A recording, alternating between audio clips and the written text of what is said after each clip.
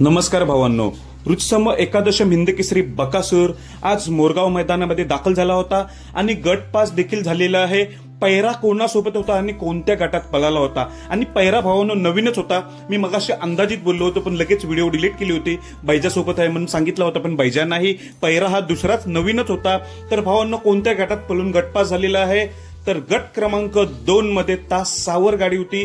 बकासूर 100% गटपास झालेला आहे। त्याचं कारण लाईव्ह बंद होतं, त्यामुळे कुणाला काहीच समजलं नाही, म्हणून तुमच्यासाठी व्हिडिओ घेऊन आलेलो आहे। बकासूर गटपास झालेला आहे गट क्रमांक 2 मध्ये। तर पैरा कोणासोबत तर भावांनो पैरा नवीनच आहे, पहिल्यांदाच नाव ऐकतोय भवानी सोबत। भुईचा भवानी आणि बकासूर ही जोडी आज 100% पळालेली आहे गट क्रमांक 2 मध्ये।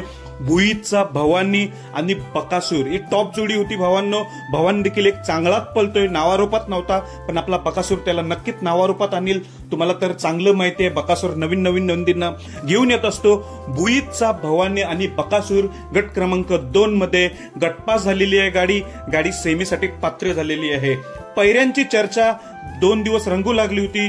तुम्हाला मी कालच्या व्हिडिओत सांगितलं होतं नवीन पैरा असला की पैरा लवकर कळून येत नाही, मैदानात जेव्हा पळतो तेव्हाच कळतो। तर खरंच झालं, गट क्रमांक 2 मध्ये आपला बकासूर आणि भवानी ही जोडी पळताना दिसली। नवा पैरा असल्यामुळे आपल्याला समजलं नव्हतं, पण भुईचा भवानी आणि बकासूर ही जोडी होती।